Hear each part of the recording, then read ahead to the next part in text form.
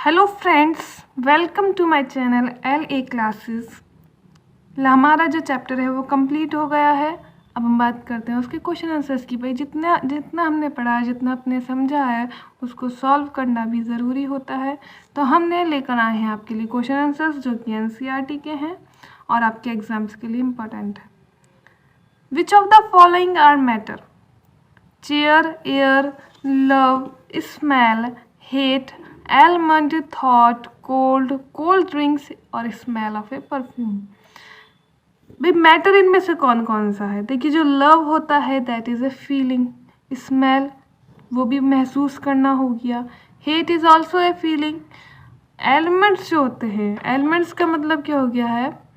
बादाम, वो तो फीलिंग नहीं है, वो है मैटर। जबकि थॉट की हम बात करें, वो भी हमारा सोचना हो गया। कोल्ड हमें फील हो रहा है और स्मेल ऑफ ए परफ्यूम ये भी हम फील कर रहे हैं। तो एक्सेप्ट ऑल ऑफ दीज जो मैंने आपको बताया है, ऑल आर मैटर। मैटर कौन से हो गए? Chair is a matter, air is also a matter क्योंकि वो प्रेजेंट होती है। एलमंड बादाम है, that is matter. And cold drinks are also a matter क्योंकि बनी हुई है, which are made up of a particles is known as matter. Air में पार्टिकल्स प्रेजेंट होते हैं, कोल्ड ड्रिंक में भी होते हैं। Now next question, give reason for the following observation. ये जो ऑब्जर्वेशन दिया हुआ है इसका एक रीजन दीजिए हमें। अब जो ऑब्जर्वेशन है वो क्या है? Smell of a hot sizzling food reaches you several metre away, but to get the smell from a cold food you have to go close. यानी कि जो गर्म खाना होता है, हॉट डिजलिंग फूड की जो स्मेल है वो हमें कुछ मीटर दूर से सूंघाई देती है, हम उसको सूंघ सकते हैं, लेकिन हमें ठंडे खाने की स्मेल के लिए उसके पास जाना पड़ता है। क्यों? भाई देखिए, रेट ऑफ डिफ्यूजन जो होता है हॉट फूड का, यानी कि जो रेट ऑफ डिफ्यूजन जो होता है, अगर वो इंक्रीज तभी करता है जब टेम्परेचर इंक्रीज करता है। हॉट फूड में जो टेम्परेचर है वो इंक्रीज कर रहा है, therefore rate of diffusion will also increase.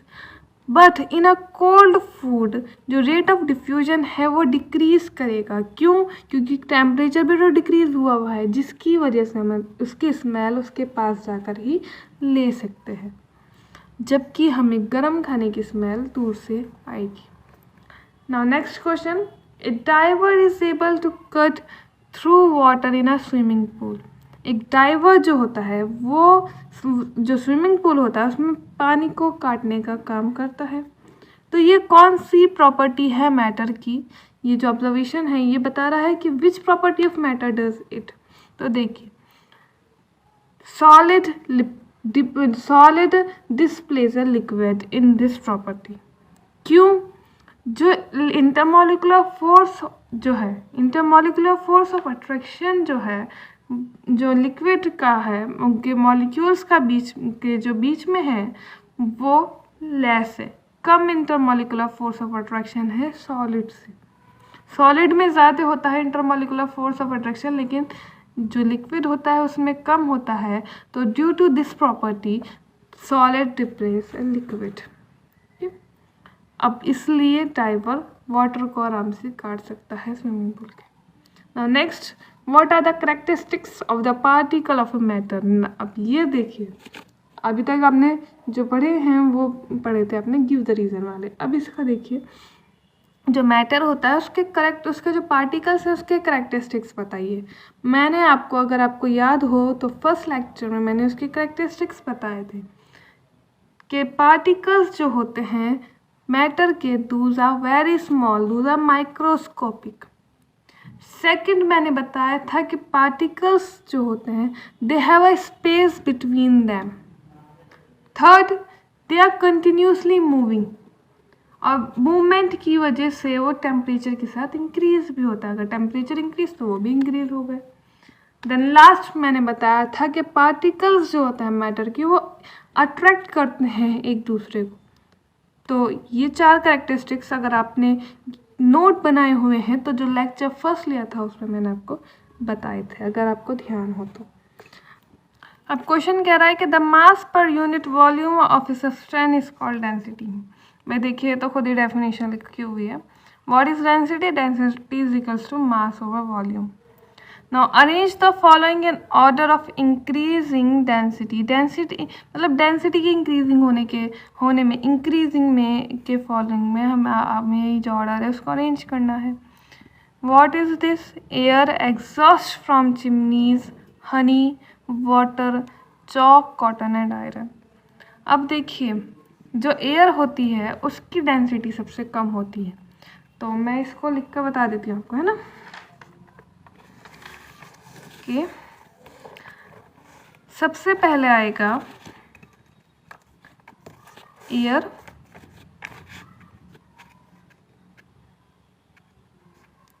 Is less than exhaust from chimney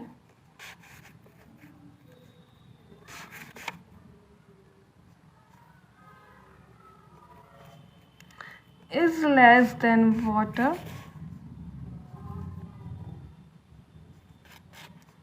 is less than, नीचे लिखती हूँ ना, is less than honey, water की डेंसिटी हनी से कम होती है, is less than cotton, is less than chalk and last is iron. This is an increasing order. लिख लीजिए air is less than exhaust from chimneys and then exhaust from chimneys is less than water, water is less than honey, honey is less than cotton and cotton is less than chalk and last is chalk is less than iron. अब next question क्या कह रहा है कि tabulate the difference in the characteristics of state of matter. जो state of matter है उसके characteristic का डिफरेंस बताओ हमें। नेक्स्ट क्वेश्चन क्या कह रहा है कि कमेंट अपॉन द फॉलोइंग। अच्छा चलिए पहले हम फर्स्ट वाला करते हैं, इसका हम डिफरेंस बताते हैं। स्टेट ऑफ मैटर क्या क्या है? Solid, liquid and gases. ये मैंने आपको कराया था सेकेंड लेक्चर में स्टेट ऑफ मैटर में, उसमें मैंने तीनों के डिफरेंस भी आपको बताए हुए थे। आप उसमें से देखकर इस क्वेश्चन का आंसर करिए। ठीक, फिर भी मैं आपको रिवीजन के लिए याद करा देती हूँ। सॉलिड जो होता है फिक्स शेप एंड वॉल्यूम होती है, जबकि लिक्विड जो होता है उसकी जो वॉल्यूम होता है वो फिक्स्ड होता है लेकिन शेप फिक्स्ड नहीं होती है। अगर हम उसे कंटेनर में डालेंगे वो कंटेनर का शेप ले लेगा, if we put in a bowl then वो बाउल का शेप ले लेगा, शेप उसकी फिक्स्ड नहीं होती है। जब जो गैसेस जो होती हैं they neither have a fixed shape nor have a fixed volume. Okay, now next उसमें हमने पढ़ा था इंटरमॉलिक्यूलर फोर्स ऑफ अट्रैक्शन की हम बात करें तो इंटरमोलिकुलर फोर्स ऑफ अट्रैक्शन जो था सॉलिड का सबसे ज़्यादा था देन लेस देन था लिक्विड का, और उसमें जो था आपका जो गैसेस थे उसमें बहुत ही कम इंटरमोलिकुलर फोर्स था। और जो स्पेस था सबसे कम स्पेस सॉलिड में था। इंटरमोलिकुलर स्पेस जो था क्योंकि वे बाइंड हुए होते हैं वो बिल्कुल फिक्स्ड होते हैं, तो इसलिए स्पेस जो था वो जो सॉलिड थे उसमें कम था देन सॉलिड से ज़्यादा लिक्विड में था। And further maximum space is found in gases. और फर्दर जो उसके बारे में जो डिफरेंसेस हैं वो मैंने बताए हुए थे, वो मैं डिटेल नहीं कर रही हूँ, फिर पूरा लेक्चर बन जाएगा वरना, तो वो आप उसमें से करिएगा। या समझ में तो आपको आ गया होगा, याद भी आपके आ गए होंगे फॉरन क्वेश्चन पढ़ते। Now next comment upon the following. इनके ऊपर कमेंट करना है। Rigidity, compressibility, fluidity, filling of a gas container, shape, kinetic energy and density. देखिए रिजिडिटी क्या होती है? When particles do not move and have a fixed shape is known as rigidity. लिख के बता देती हूँ ना आपको, ऐसे तो ओरली याद नहीं रहेगा। What is rigidity?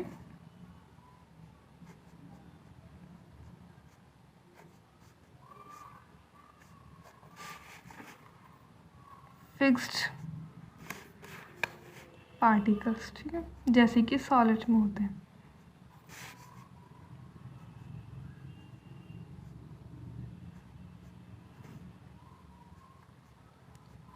compressibility, property due to which volume increase by applying a pressure is known as compressibility.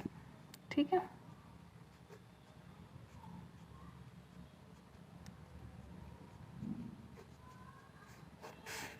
pressure increase by applying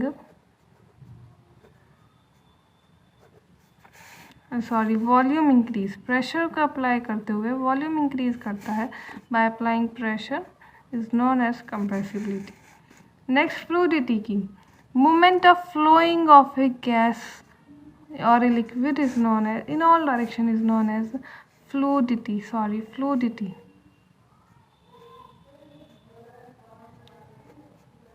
flowing of molecules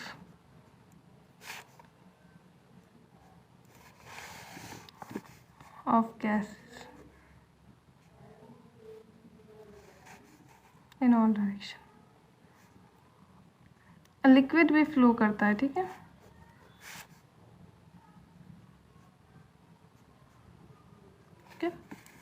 फिर उसके बाद में था filling a gas container.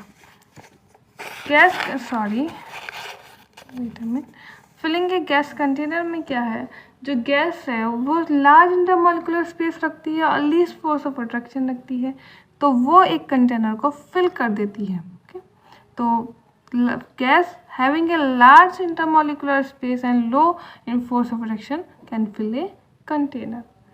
Shape की बात करें, सॉलिड की fixed shape होती है, जो गैसेस और लिक्विड्स होते हैं उनकी फिक्स्ड शेप नहीं होती है.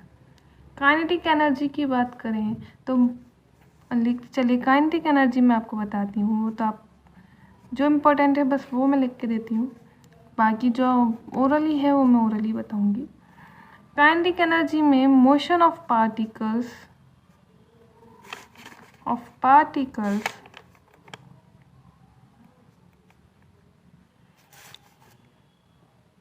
due to energy is known as kinetic energy.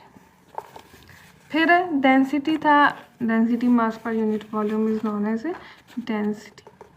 बिना टाइम वेस्ट करते हम नेक्स्ट चलते हैं, नेक्स्ट वाले क्वेश्चन पर. Give reasons. What if first question said that a gas fills completely the vessel in which it is kept. कि एक gas है जो कंप्लीटली फिल कर रही है उस वेसल को जिसमें वो है. क्यों? गिव रीज़न, रीज़न देखिए इसका. देखिए भाई, गैस का मैंने अभी भी उसमें भी बताया था, फिलिंग ऑफ ए कंटेनर में भी मैंने आपको बताया था. फिर इसमें सुन लीजिए, गैस जो होती है उसका इंटरमोलिकुलर फोर्स ऑफ अट्रैक्शन बहुत कम होता है, इसलिए वो सारा और जो स्पेस होती है उसको ले लेती है, ऑक्यूपाई ऑल द स्पेस, जिसकी वजह से जो गैस है जिस कंटेनर में रखी हुई है वो पूरा कंटेनर को फिल कर देगी. ओके, आप देखिए सॉलिड को देखिए, आप सॉलिड में का जो इंटरमॉलिक्यूलर फोर्स ऑफ अट्रैक्शन बहुत फिक्स्ड होता है, बहुत ज़्यादा होता है, उसमें बहुत स्ट्रॉन्ग होता है. इसलिए आप देखोगे ना, अगर कंटेनर में डालोगे एक छोटा सा सॉलिड डालोगे तो वो छोटा ही रहेगा, फिल नहीं करेगा एक को डालने में. लिक्विड तुम थोड़ा सा लिक्विड डालोगे, हालांकि लिक्विड का वीक होता है लेकिन इतना भी वीक नहीं होता, सॉलिड्स के मुकाबले पर वीक होता है लेकिन वैसे वीक नहीं होता. जितना आप सॉलिड रखोगे उतना होगा, लेकिन गैस में गैस पूरा कंटेनर को फिल कर लेगी. ठीक है. Now next question. एक गैस है exert pressure on the wall of a container. Gas container की जो वॉल होती है उस पर अपना प्रेशर लगाती. क्यों लगाती है? क्योंकि उसमें जो पार्टिकल्स होते हैं उनका मोशन होता है. मोशन किस में होता है? काइनेटिक एनर्जी की वजह से होता है, इसलिए वो अपना प्रेशर जो वॉल ऑफ कंटेनर है उस पर भी एक्सर्ट करती है. कि मैंने आपको बताया था स्टेट ऑफ मैटर के बारे में. Wooden table should be called a solid. हाँ, जो वुडन टेबल है उसको सॉलिड कहा जाता है. क्यों कहा जाता है? क्योंकि जो वुडन टेबल है उसका फिक्स्ड शेप, फिक्स्ड वॉल्यूम है, फिक्स्ड साइज बना दिया गया है, जो है वो वही बनेगा, तो इसलिए वो सॉलिड कहलाई जाती है. भाई सॉलिड होता ही क्या है? Those have fixed shape and fixed volume. Now next question. We can easily move our hand in air. हम अपना हाथ आसानी से एयर में मूव कर लेंगे. मूव कर रही हूँ मैं, but do the same through a solid block of a wood. We need a karate expert. अगर हम सॉलिड ब्लॉक ऑफ वुड के साथ भी यही करें तो हमें कराटे एक्सपर्ट की ज़रूरत होगी। क्यों? देखिए, क्योंकि इंटरमोलिकुलर फोर्स ऑफ अट्रैक्शन है मॉलिक्यूल्स का एयर के बीच में, वो कम होता है, इसलिए स्ट्रॉन्ग फोर्स ऑफ अट्रैक्शन जो है वो ब्रिक और वुड के पार्टिकल्स के बीच में आ जाता है। देखिए, जो हमारा हैंड है वो तो सिंपली मूव हो जाएगा, लेकिन जो वुड या फिर ब्रिक है, ब्रिक भी देख लीजिए आप, ये वुड क्या दिया हुआ है तो यहाँ पे वुड ही देखिए, तो वुड में जो इंटरमोलिकुलर फोर्स ऑफ अट्रैक्शन है, क्योंकि वो सॉलिड है, वो स्ट्रॉन्ग है, लेकिन एयर का वीक होता है, तो इसलिए हमें स्ट्रॉन्ग को तोड़ने के लिए सॉलिड को तोड़ने के लिए कराटे एक्सपर्ट की ज़रूरत पड़ेगी। ओके, हम अपने हाथ से नहीं तोड़, सिंपल हैंड से नहीं तोड़ सकते, हर कोई नहीं तोड़ सकता, कराटे एक्सपर्ट ही तोड़ेगा। Next, liquid generally have lower density as compare to solid. हाँ, लिक्विड की डेंसिटी सॉलिड से कंपैरिजन कम होती है। But you must have observe that ice float on water. हाँ भाई, देखिए, अब जब लिक्विड की जो डेंसिटी है वो सॉलिड से कम है, तो आइस जो होता है वो वाटर पर फ्लो कैसे करता है? क्यों कैसे करेगा? उसको तो सिंक हो जाना चाहिए था। देखिए, क्योंकि जो आइस जो होता है उसकी density as compare to a water कम होती है, जिसकी वजह से जो आइस है वो फ्लोट कर जाता है वाटर पर। ठीक है, generally liquid have lower density, but ice की density as compare to a water कम होती है, जिसकी वजह से आइस फ्लोट करता है। Now question, convert the following temperature to a Celsius scale. हाँ, अब ये देखिए ज़रा कि टेम्परेचर को इन्होंने कहा है, टेम्परेचर को सेल्सियस में कन्वर्ट करना है। दिया काय में रखा है, केल्विन में हमें दिया हुआ है, क्या है 300 केल्विन और 573 केल्विन। मैंने आपको बताया था कि जो टेम्परेचर होता है, जो सेल्सियस होता है, उसको केल्विन में कन्वर्ट करने के लिए हमें चाहिए होता है 273 केल्विन को अगर हम सेल्सियस में ऐड करेंगे तो केल्विन बन जाएगा। इसी तरीके से अगर हम केल्विन में से 273 माइनस कर दें तो वो कन्वर्ट हो जाएगा सेल्सियस में। अब यहाँ पे क्या दिया हुआ है, 300 दिया हुआ है, 300 में से हम 273 केल्विन को डिडक्ट करेंगे तो ये कन्वर्ट हो जाएगा सेल्सियस में, तो कितना हो गया 27 डिग्री सेल्सियस।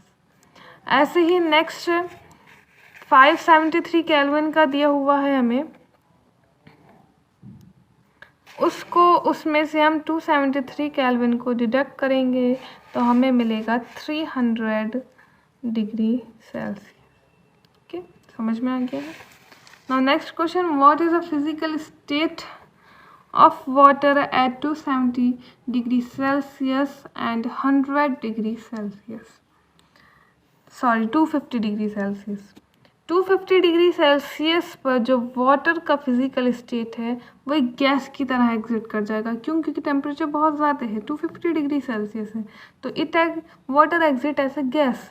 जबकि 100 डिग्री सेल्सियस पर water exit as a liquid as well as gas also, क्योंकि 100 है टेम्परेचर का हाई है, तो भाई इसमें तो गैस बनना ही बनना है, लेकिन इसमें ये लिक्विड भी बनेगा और गैस भी बनेगा। Okay, for any substance why does the temperature remain constant during the change of state. State के चेंज होने पर किसी भी सब्सटेंस में टेम्परेचर कांस्टेंट क्यों रहता है? भाई देखिए, सॉलिड लिक्विड में या लिक्विड गैस में कन्वर्ट हो रहा है तो टेम्परेचर कांस्टेंट क्यों रहता है?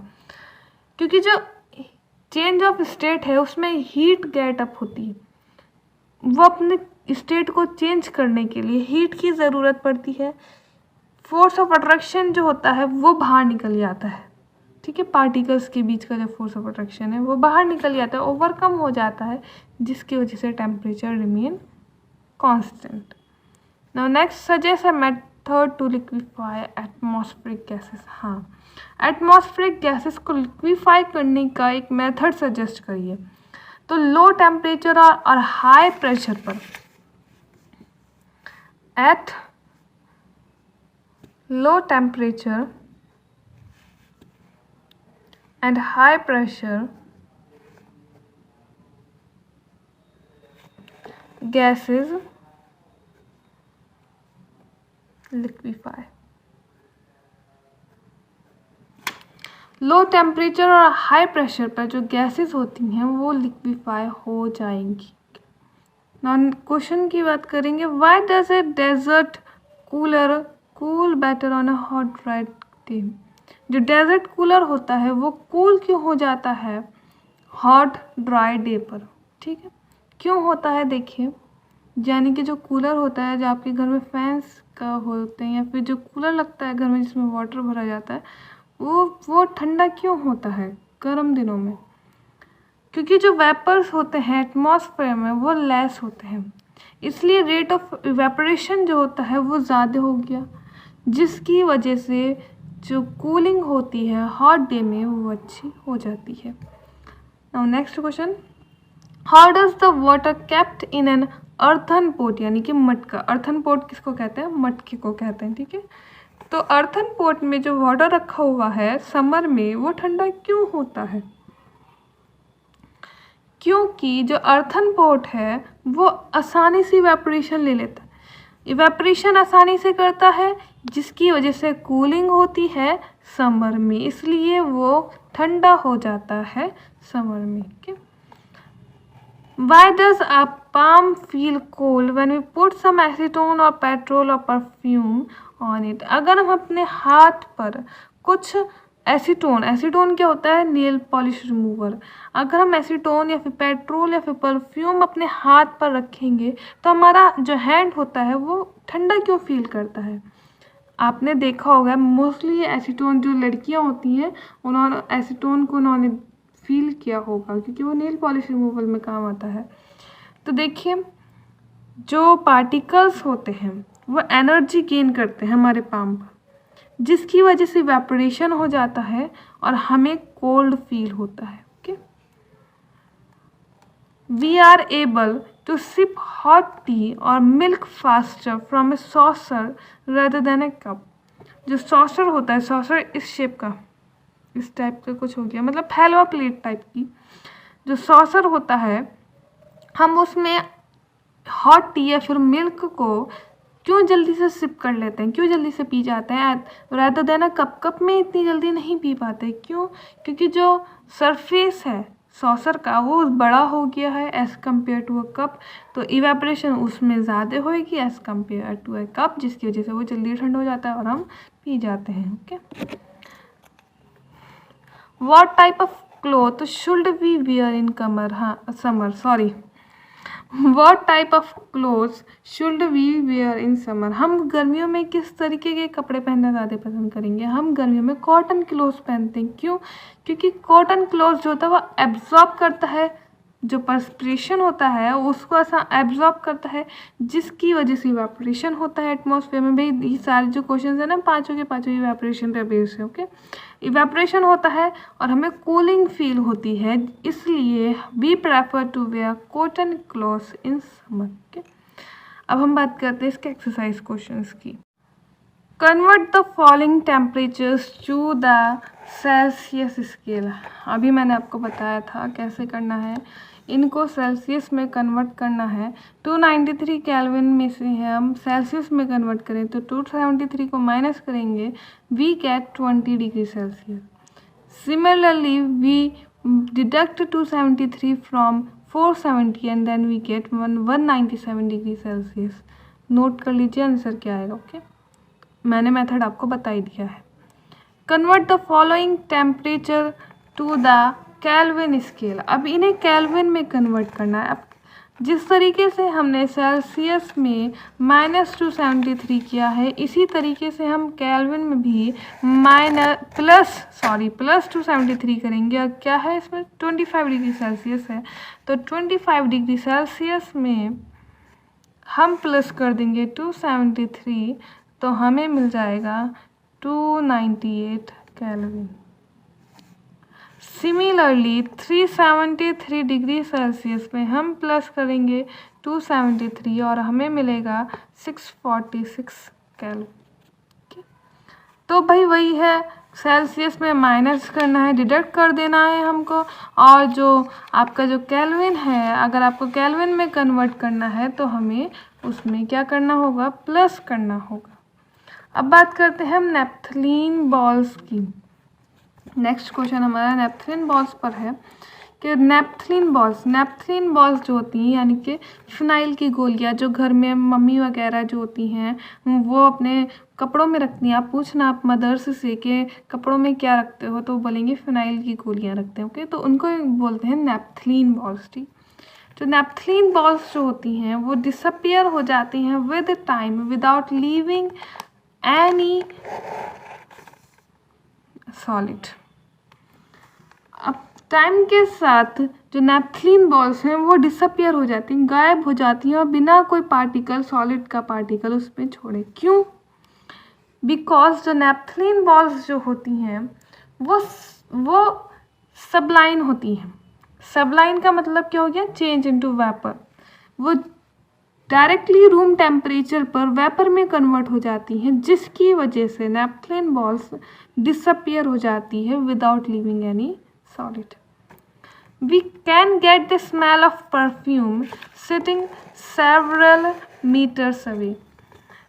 कोई पर्सन जिसने परफ्यूम लगाया हुआ है वो हमसे कुछ मीटर की दूरी पर बैठा हुआ है, तो हम उसकी जो स्मेल होती है उसको महसूस कर लेते हैं। पर हम स्मेल कर लेते हैं कि हम वेदर ही और she is having a perfume. Okay, यानी कि उसने परफ्यूम लगाया हुआ है, तो क्यों हम इसकी स्मेल को सेवरल मीटर अवे से पहचान जाते हैं कि इसने परफ्यूम लगाया हुआ है? क्यों?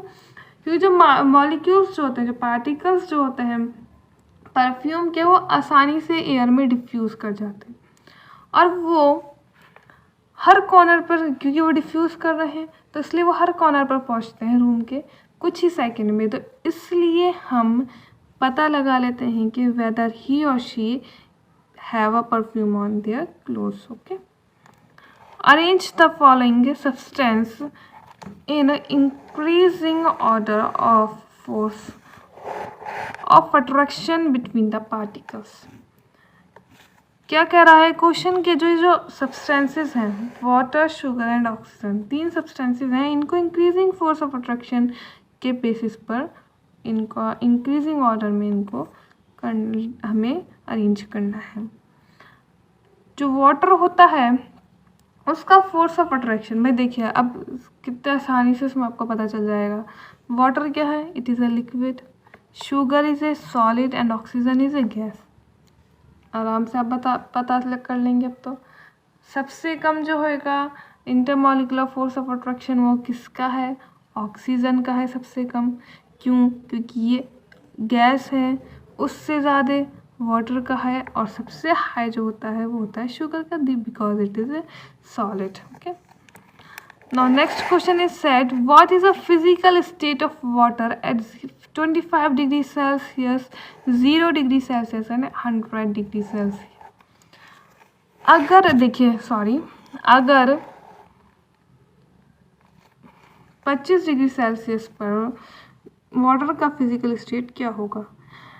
अभी मैंने आपको ध्यान हो, अगर भूले नहीं हो तो ठीक है, तो आपको ध्यान हो, मैंने फिजिकल स्टेट ऑफ वाटर अभी बताया था 250 डिग्री सेल्सियस और 100 डिग्री सेल्सियस पर। 100 डिग्री सेल्सियस का आपको मालूम हो गया, तो सी वाला जो है वो गया। अब 2 की बात करते हैं, 25 डिग्री सेल्सियस और 0 डिग्री सेल्सियस पर। जो 25 डिग्री सेल्सियस है उस पर पानी एज अ लिक्विड ही रहेगा। जो 0 डिग्री सेल्सियस है भाई 0 है, ख़त्म, कुछ नहीं है, तो वो जो उस पर water as a liquid, as a from a liquid to solid बन जाएगा, और वो कभी कभार लिक्विड भी रह जाएगा। Okay, give reason to justify water at a room temperature is a liquid. Water एक रूम टेम्परेचर पर लिक्विड होता है, 2 रीज़न बताओ। देखिए, वाटर जो होता है उसकी फिक्स शेप नहीं होती है, लेकिन फिक्स्ड वॉल्यूम होता है, जिसकी वजह से वो वाटर रूम टेम्परेचर पर एज अ लिक्विड रहेगा। दूसरा, वाटर जो होता है हायर लेवल से लो लेवल पर फ्लो करता है, इसलिए water as a room temperature liquid रहेगा। दोनों रीज़न समझ में आए? फिर से रिपीट करूँ, water have a fixed shape water doesn't have a fixed shape but have a fixed volume. Second, water flow from a higher level to a lower level, therefore it at a room temperature exit as a liquid. Now next, iron almirah is a solid at a room temperature. Iron अलमीरा जो होता है वो solid होता है room temperature पर। क्यों? मैं देखिए, सॉलिड की क्या प्रॉपर्टी है, have a fixed shape and size. Fixed shape, fixed volume solid का होता है, तो आयरन अलमीरा का सेम होता है। दूसरा, ये टेम्परेचर पर, रूम टेम्परेचर पर फ्लो नहीं करता, सेम का सेम ही रहता है सॉलिड, इसलिए इसके 2 रीजन्स हो गए। Next, why is ice at 273 Kelvin more effective in cooling than water at same temperature? अगर आइस 273 केल्विन पर है तो वो ज़्यादा इफेक्टिव क्यों होती है कूलिंग पर देन ए वाटर? वाटर के कंपैरिजन 273 केल्विन पर जो आइस होती है वो ज़्यादा क्यों होती है as compare to water as a same temperature, एक ही टेम्परेचर पर? देखिए, क्योंकि आइस जो होता है वो लेटेंट हीट ऑफ फ्यूज़न लेता है वाटर से, लेटेंट हीट ऑफ फ्यूज़न आपने पढ़ा था, जिसकी वजह से कूलिंग जो होती है वो ज़्यादा हो जाती है, इसीलिए 273 केल्विन पर आइस ज़्यादा इफेक्टिव है। What produces more severe burn, boiling water और स्टीम? कौन सा इसमें ज़्यादा प्रोड्यूस होएगा? सेवर बर्न, बॉइलिंग वाटर और स्टीम, इन तीनों में से विच प्रोड्यूस मोर? देखिए, स्टीम जो होता है वो सेवर बर्न कॉज करेगा, जबकि जो बॉइलिंग वाटर होता है बॉइलिंग वाटर से ज़्यादा स्टीम जो होता है उसकी एनर्जी जो होती है लेटेंट हीट ऑफ वेपराइजेशन की वजह से ज़्यादा होती है। तो क्या, तो कौन सा ज़्यादा प्रोड्यूस होएगा? That is steam. Okay, now next, name A B C D E F in the following. This is also a poem of small class. A B C D E F is I forgot. Okay, name A B C D E F in the following diagram showing change in its state. This is a diagram and you have to name A B C D E F here.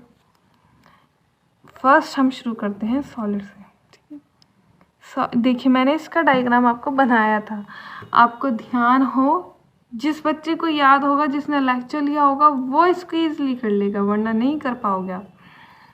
Solid जो होता है liquid में कैसे convert होता है? Solid liquid में convert होता है through melting, while liquid convert in A solid through freezing. फिर सॉलिड जो होता है गैस में कन्वर्ट कैसे होएगा? सॉलिड गैस में कन्वर्ट होता है थ्रू सब्लिमेशन। सब्लिमेशन के प्रोसेस से सॉलिड डायरेक्ट गैस में कन्वर्ट हो जाता है।